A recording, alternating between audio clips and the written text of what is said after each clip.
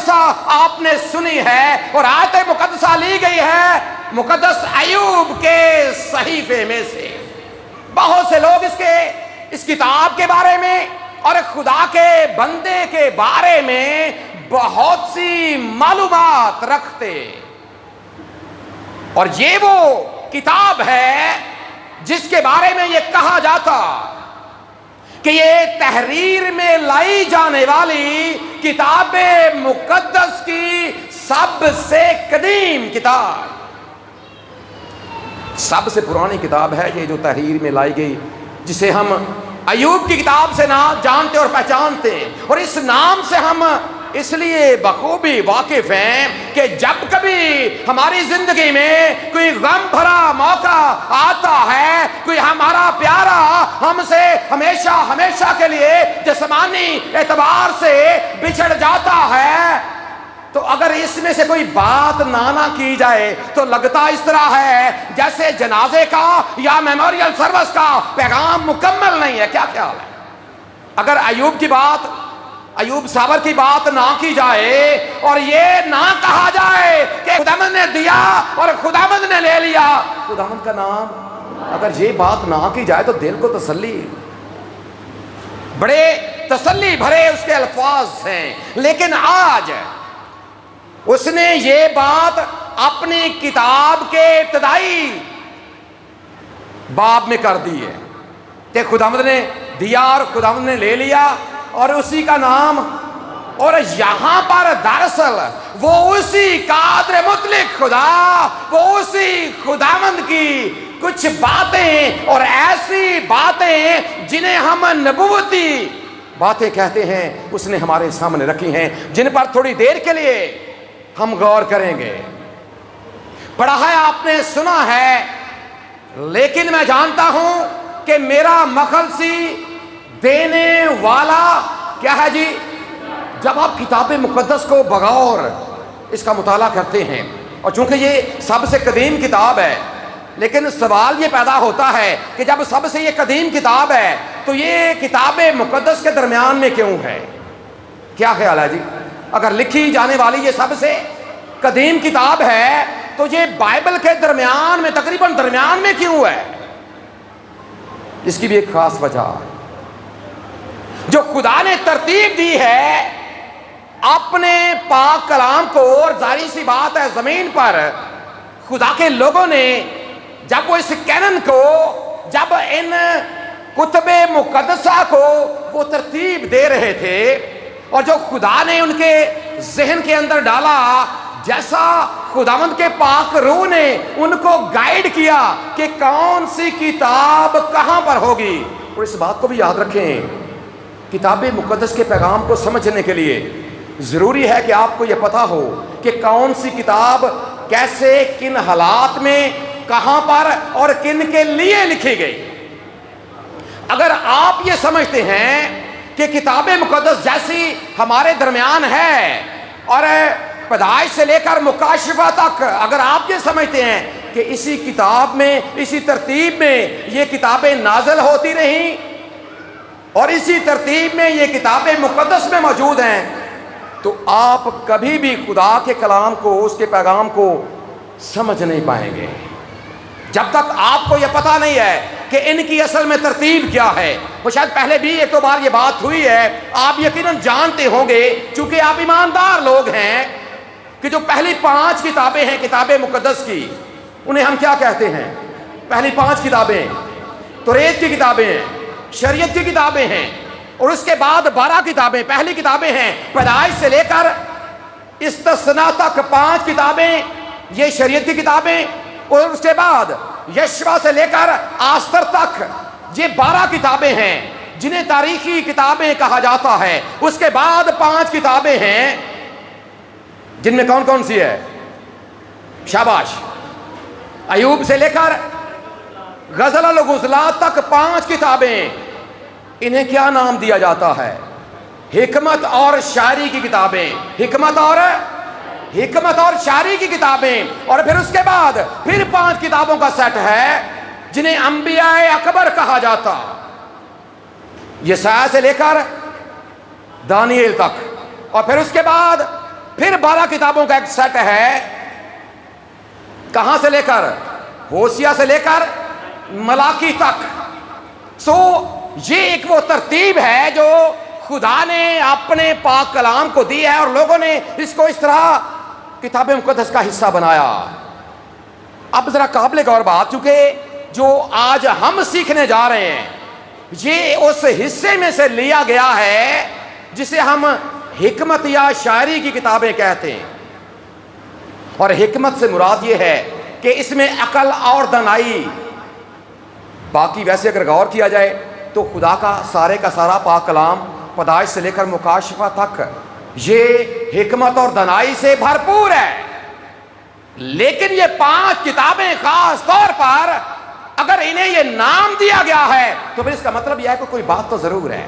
اور آج ہم ذرا اسی بات کو جاننے کی کوشش کریں گے کہ خدا کا بندہ مقدس ایوب، اس کی کتاب میں کیا حکمت اور اس کی کتاب میں کیا دانائی پائی جاتی ہے جو آج ہمارے لیے صرف ضروری نہیں ہے، انتہائی ضروری ہے. صرف ضروری نہیں بلکہ کیا ہے جی؟ انتہائی ضروری ہے. سنا ہے ہم نے کہ میرا مخلصی دینے والا زندہ ہے. کیوں خدا کے بندے مقدس ایوب نے یہ بات لوگوں کے سامنے رکھی، اور خاص طور پر اس وقت جب اس کے انتہائی قریبی دوست اس کے ساتھ بیٹھے ہیں، اس کے ساتھ، ان دوستوں کے ساتھ اس کے مکالمے جاری ہیں.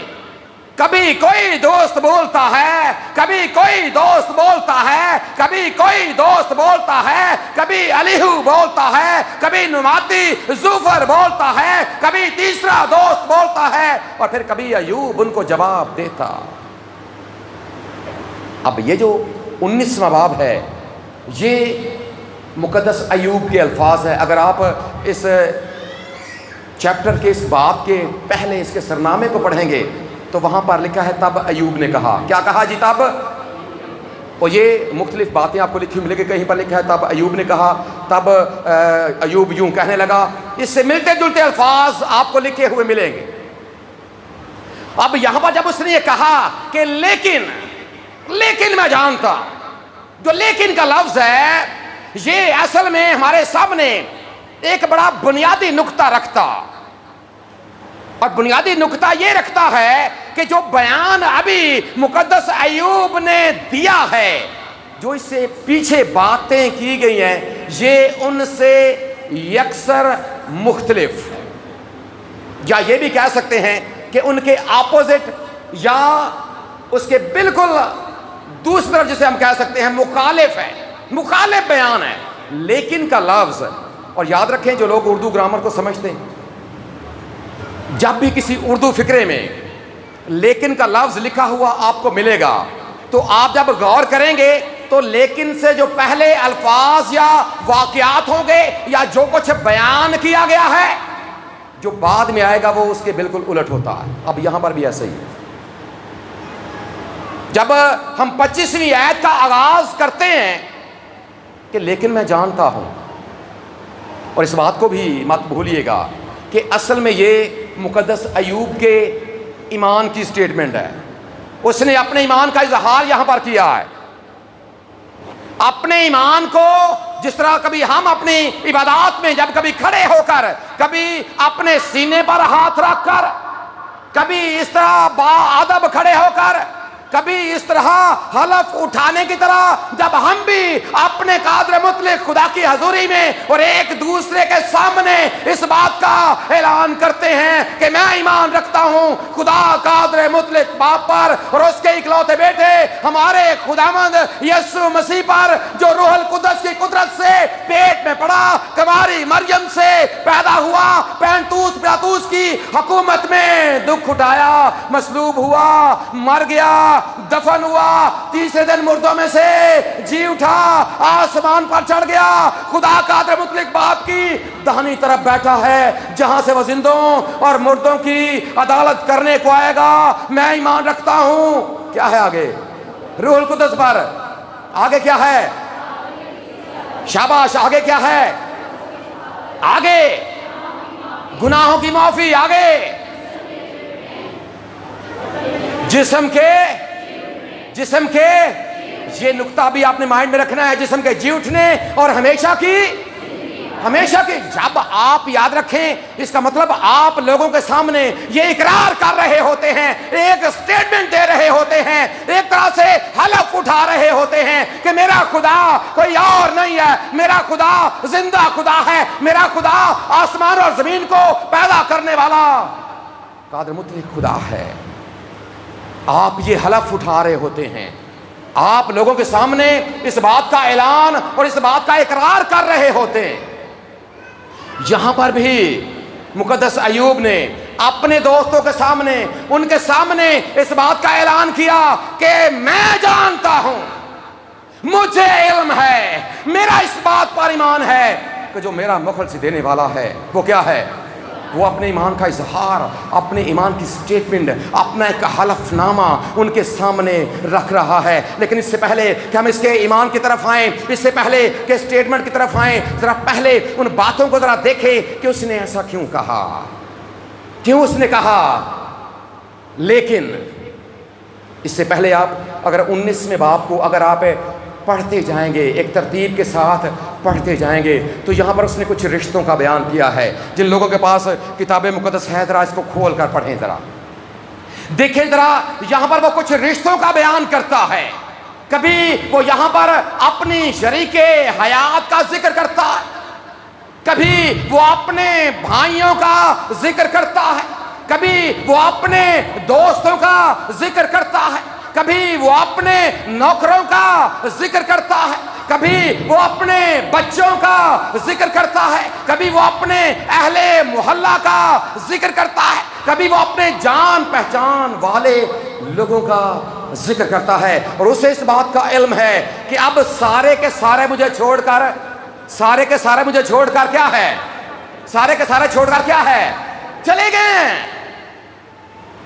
बच्चे मर गए, बेटे भी ना रहे, ना माल रहा, ना दौलत रही, ना माल डंगर रहा, हत्ता कि यहां तक उसके साथ अहदो पैमान करने वाली, उसके साथ वादे करने वाली कि मैं गम में भी तेरे साथ रहूंगी, मैं खुशी में भी तेरे साथ रहूंगी, मैं बीमारी में भी तेरे साथ रहूंगी, मैं परेशानी में भी तेरे साथ रहूंगी। और उसने भी क्या कहा, अपने ये वादे भूल कर उसने कहा कि अपने खुदा की तकफीर कर और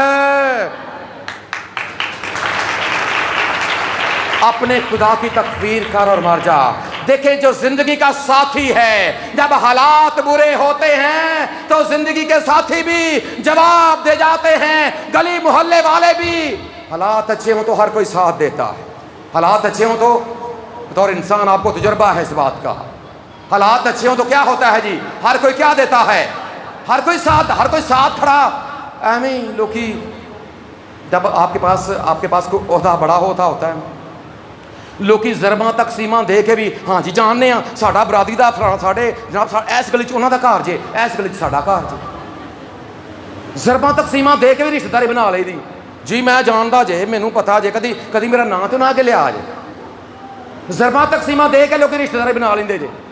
लेकिन जब हालात बुरे होते हैं तो ये तलख तजुर्बा है इस जिंदगी का, इस दुनिया का, कि जो सगे वालिदैन हैं लोग उनको भी क्या करते हैं, ऐसा है जी। और यहां पर मुकद्दस अय्यूब इन सारे रिश्तों का बयान करता है कि मेरी सांस मेरी बीवी के लिए मकरू, वो बच्चे मैं जिनको इशारे करता था, जब पैसे होते होंगे ना, एवं बच्चे पैसे देंदा होगा, इधर आओ बच्चे, आलो जरा शह खाओ, कोई अब फ्रूटियां खाओ, अमरूंडा खाओ, बच्चे एवं अगे पिछे, वो पता जो बंदा शह देंदा हो ना, बाल अगे पिछे रहिंदे, क्या ख्याल है। और यहाँ पर वो कह रहे हैं जो गली मोहल्ले के बच्चे हैं ना, कभी पढ़ें इस 19वें बाब को, जो गली मोहल्ले के बच्चे हैं वो भी मुझे हकारत से देखते हैं, जो मेरे नौका चाकर, जो मेरे इशारे के मुंतजिर थे, मैं जिन्हें एक इशारा करता और वो दो बार मेरे पास आते, आज वो मेरी बात सुनने के लिए तैयार नहीं। और ऐसे हालात में कभी इंसान कभी ये शिकवा भी करता है कि वो खुदा जिसको मैं मानता हूं وہ خدا جس کی میں عبادت کرتا ہوں، وہ خدا میں جس کے ساتھ ساتھ چلتا رہا ہوں. ممکن ہے مقدس ایوب کے لبوں پر یا اس کے مائنڈ میں، اس کے خیالوں میں کہیں پر یہ بات بھی، یا شاید وہ زبور، کیونکہ یہ قدیم کتاب ہے، ہم سمجھنے کے لیے یہ بات ضرور کر سکتے ہیں کہ ممکن ہے وہ یہ زبور بھی گاتا ہو کہ میرے اتھرو میرے دن رات دی ہوئے نے گزا، میرے اتھرو میرے دن رات دی ہوئے ہیں گزا، پوچھ دے رہن دے جدوں مینوں تیرا کتھے ہے خدا.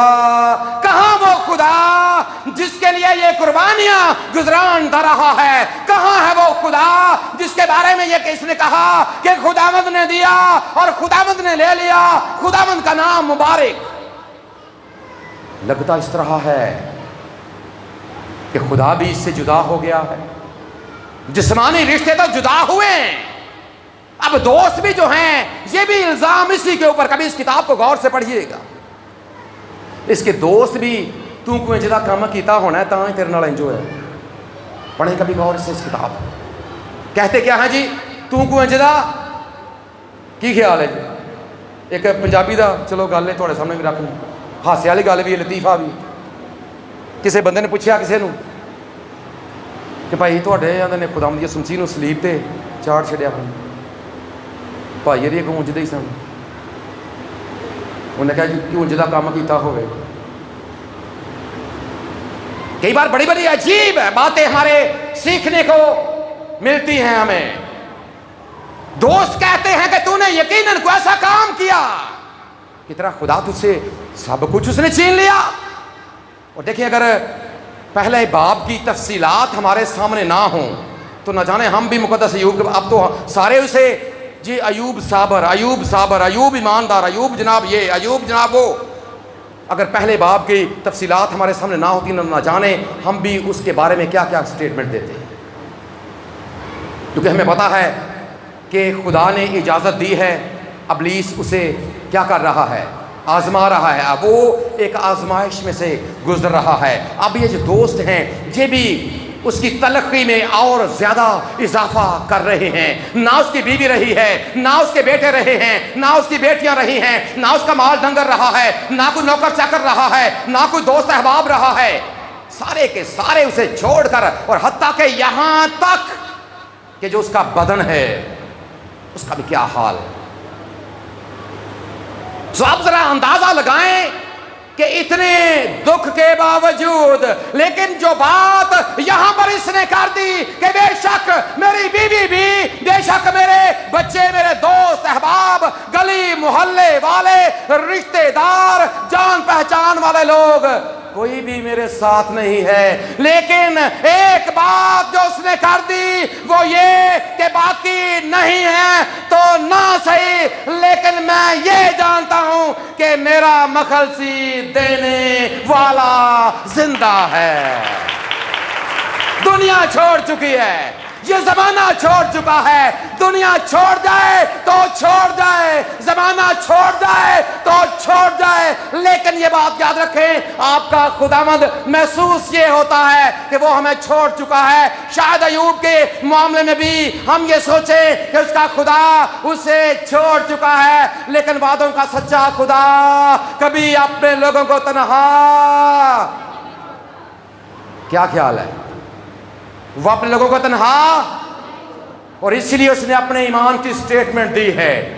لیکن میں جانتا ہوں یہاں پر بالکل فرق آ گیا ہے کہ باقی کچھ پاس رہے نہ رہے. اور خدا کا بندہ مقدس حبقوق لکھتا ہے اپنی کتاب کے 3 باب کی 17 سے آگے 20ویں 21ویں آیت تک کہ اگر بھیڑ خانے میں بھیڑے نہ رہیں، اگر مویشی میں سے سارے طویلے میں سے مویشی جاتے رہیں، انگور کا حاصل ضائع ہو جائے، زیتون کی فصل برباد ہو جائے، لیکن میں اپنے خداوند سے خوش وقت رہوں گا. میں اپنے خداوند سے، یاد رکھیں یہی حقیقی ایمانداری، یہی حقیقی دیانتداری. اور اگر آپ بھی اپنی زندگی پر غور کریں اگر صرف اچھے حالات کے لیے آپ خدا کے پیچھے پیچھے ہیں کہ خداوند مجھے یہ بھی دے، خداوند مجھے یہ بھی دے، خداوند مجھے یہ بھی دے، صرف لینے کے لیے خدا کے پیچھے نہ آئیں، بلکہ اس کے لیے خدا کے پیچھے آئیں کہ وہ زندہ ہے، اس لیے کہ وہ کیا ہے؟ وہ زندہ خدا ہے۔ کبھی یہ سوچ کر بھی اس کے پیچھے آئیں کہ چونکہ وہ خدا ہے اور میں اس کا بندہ ہوں، میں اس کی بندی ہوں، یہ اصل ایمان ہے۔ اس لیے یہاں پر لکھا گیا کہ لیکن باقی چھوڑ گئے، لیکن میرا خدا، جب یہاں پر اس نے یہ کہا کہ میرا مخلصی دینے والا کیا ہے جی؟ میرا مخلصی دینے والا، میرا مخلصی دینے والا زندہ ہے۔ مخلصی دینے والا، اسے پتا ہے کہ اب دکھوں نے، اب مصیبتوں نے، اب پریشانیوں نے، اب مسائل نے مجھے گھیر رکھا، کوئی بات نہیں ہے۔ اس بات کو ہمیشہ یاد رکھیے گا کہ آزمائش کے دن ہمیشہ گنے چنے ہوتے ہیں۔ ایک وقت آتا ہے کہ یہ ختم ہو جاتے ہیں، ایک وقت آتا ہے یہ کیا ہوتا ہے جی؟ یہاں پر وہی معاملہ ہے۔ اس نے کہا کہ لیکن میں جانتا ہوں، کوئی بات نہیں اگر اس وقت یہ معاملہ ہے، لیکن میں جانتا ہوں۔ جاننے سے مراد یہ ہے کہ میرا انتہائی قریبی تعلق ہے۔ جو جاننے کا لفظ ہے، جاننے کا، اگر آپ اسے اصل متن میں جا کر، عبرانی میں جا کر پڑھیں گے تو اس کا مطلب ہے کہ ایک انتہائی قریبی تعلق، انتہائی قریبی تعلق۔ جب آپ اسی لفظ کو پڑھیں گے نا نئے عہد نامے میں، صرف ایک، باقی اور مثالیں بھی ہیں، لیکن ایک بات جو آپ کے سامنے رکھنا چاہتا ہوں کہ جب خدا کے فرشتے نے مقدس یوسف کے خواب میں آ کر اسے یہ کہا کہ اپنی بیوی مریم کو اپنے ہاں لے آنے سے نہ ڈر، کیونکہ جو کچھ اس کے پیٹ میں ہے وہ کیا ہے؟ روح القدس کی قدرت سے ہے، اس کے کیا ہوگا؟ اس کے بیٹا ہوگا، اور تو اس کا نام کیا رکھنا؟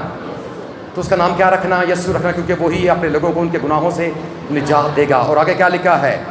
پس یوسف نے نیند سے جا کر ویسا ہی کیا اور اپنی بیوی مریم کو اپنے ہاں لے آیا، اور اسے اس وقت تک نہ جانا۔ اور یہاں پر مقدس ایوب کہتا ہے کہ میں جانتا ہوں میرے خدا کے ساتھ ایک انتہائی قریبی تعلق ہے، وہ میرے بارے میں سب کچھ جانتا ہے اور میں بھی اپنے قادر مطلق خدا کے بارے میں جانتا ہوں۔ میرا اس کے ساتھ ایک بڑا قریبی رشتہ ہے، اور چونکہ میں اس کا ہوں، اس کا بندہ ہوں، اس لیے میرا ایمان اس کی ذات پر ہے کہ پہلی بات میں اسے جانتا ہوں، دوسری بات یہ ہے کہ وہ ہے بھی زندہ، مخلصی دینے والا۔ ایک اور بات بڑی قابل غور ہے، عبرانی میں اس کے لیے جو لفظ ہے مخلصی دینے والے کے لیے، اس کا مطلب ہے، جب آپ ایک کتاب پڑھتے ہیں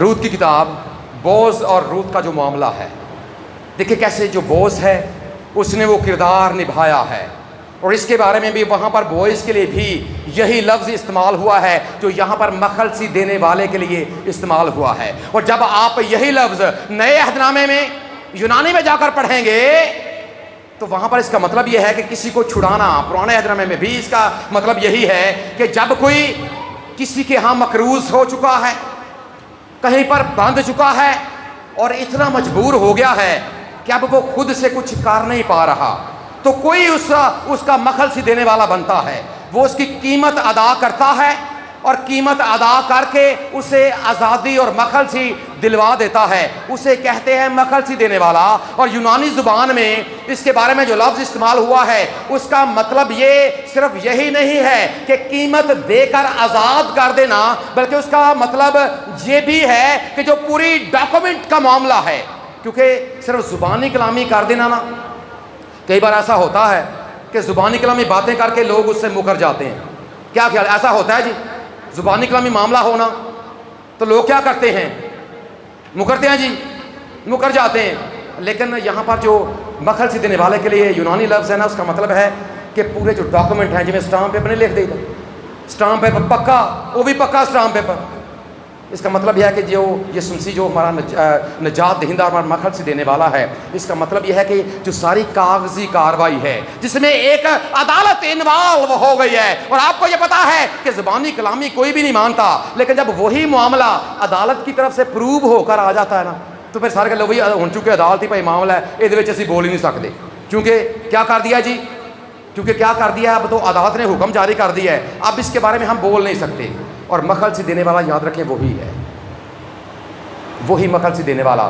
یہاں پر جب مقدس ایوب نے کہا کہ میں جانتا ہوں کہ میرا مخلصی دینے والا، جس نے مجھے پتا ہے کہ آج اگر میرے حالات اور معاملات خراب ہیں، لیکن مجھے پتا ہے کہ ایک وقت آئے گا چونکہ وہ زندہ ہے۔ اور اب یہاں پر ایک اور یہ نام میں بھی شاید آپ نے پہلے پڑھا ہو کتاب مقدس میں، چونکہ جب ہم اپنے خدا کی بات کرتے ہیں نا تو اس کے لیے خروج کی کتاب کے 3 باب کی 14ویں آیت میں خدا نے ایک اپنا ذاتی نام بتایا اپنے بندے مقدس موسیٰ کو کہ میں جو ہوں سو میں۔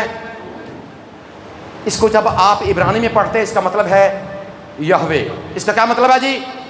یہوے کا ترجمہ آپ یہوہ خدا کرتے ہیں، اور یہوہ نام کے ساتھ آپ کو بعض اوقات اس کے نام ساتھ کچھ ایکسٹرا لفظ ملتے ہیں، جس طرح یہوہ یری، جس طرح یہوہ رافع، جس طرح یہوہ نسی۔ یہ لفظ سنے ہیں جی آپ نے، یہ یہوہ کے ساتھ استعمال ہوتے ہیں۔ اب یہاں پر بھی جو مخلصی دینے والا ہے، دراصل یہاں پر بھی اسی یہوے کے ساتھ جب مقدس ایوب نے یہ کہا کہ میں جانتا ہوں، میرا اس بات پر ایمان ہے کہ میرا مخلصی دینے والا زندہ ہے، اسے پتا ہے کہ جس خدا پر میں ایمان رکھتا ہوں وہ یہوہ خدا ہے، اور یہوہ خدا کا مطلب یہ ہے کہ وہ زندگی کا منبع ہے۔ یہوہ خدا کا مطلب یہ ہے کہ نہ کوئی اس کی ابتدا ہے اور نہ کوئی اس کا آخر ہے، وہ ابتدا بھی ہے، وہ انتہا بھی ہے، وہ اول بھی ہے، وہ آخر بھی ہے، وہ الفا بھی ہے اور وہ اومیگا بھی ہے۔ اسے پتا ہے کہ میرا خدا کل آج بلکہ اب تک کیا ہے، اب تک یکساں خدا ہے۔ اسے پتا ہے کہ وہ زندگی کا منبع ہے۔ اور یہاں پر جو مخلصی دینے والا، اس نے یہاں پر ایک بات ایڈ کر دی کہ جو میرا یہوہ ہے وہ نہ صرف یہوہ یری ہے، وہ نہ صرف یہوہ نسی ہے، وہ نہ صرف یہوہ رافع ہے، وہ نہ صرف یہوہ شما ہے، بلکہ جو میرا یہوہ ہے وہ یہوہ جویل بھی ہے، جو مخلصی دیتا ہے، کیونکہ وہ زندہ ہے اور مجھے پتا ہے کہ وہ ایک دن ضرور مجھے بھی مخلصی دے گا۔ اور آگے وہ کہتا ہے کہ ابھی آپ نے حوالہ سنا ہے، کتنے لوگوں کو یاد ہے کبھی آگے آپ نے کیا پڑھا تھا؟ پہلی بات کہ میرا مخلصی دینے والا، میرا مخلصی دینے والا زندہ ہے، اور آگے کیا ہے جی؟ میں نے کہا تھا ذرا بائبل کھول کر آپ نے رکھنی ہے تاکہ آپ پڑھ سکے۔ کیا لکھا ہے ذرا کوئی ایک پڑھے جی آپ میں سے، تاکہ پتہ چلے کہ کیا پڑھا جا رہا ہے جی۔ شاباش۔ کیا ہوگا کہ زمین کے اوپر کیا ہوگا؟ یہ وہ نبوتی بات ہے جو اس نے کر دی جب یہ کہا کہ میرا مخلصی دینے والا زندہ ہے، اور آگے کہا کہ ایک وقت آئے گا کہ وہ زمین کے اوپر کھڑا ہوگا۔ یہ بات اس نے مستقبل کی ہے۔ ذرا اسی بات کو اگر تھوڑا سا آج اپنی زندگی پر لے کر آئیں، آپ کی اپنے خدا کے بارے میں آپ کی سٹیٹمنٹ کیا ہے؟ آپ کے ایمان کی سٹیٹمنٹ کیا ہے؟ کیا آپ بھی واقعی جانتے ہیں؟ کیا آپ بھی واقعی مانتے ہیں؟ اس بات کو یاد رکھیں، اسے پتا ہے کہ میرا کوئی اور نہیں، کیونکہ جب آپ کسی اور کی بات کریں گے نا، اور آج اگر ہم اپنی بات کریں تو یقیناً ہمیں بھی اس بات پر فخر ہے۔ ابھی ہماری بیٹی ایک گیت گا رہی تھی اور گیت میں اس نے کہا کہ او میرا عیالی ہے، او میرا کیا ہے، آگے کیا ہے اس کی؟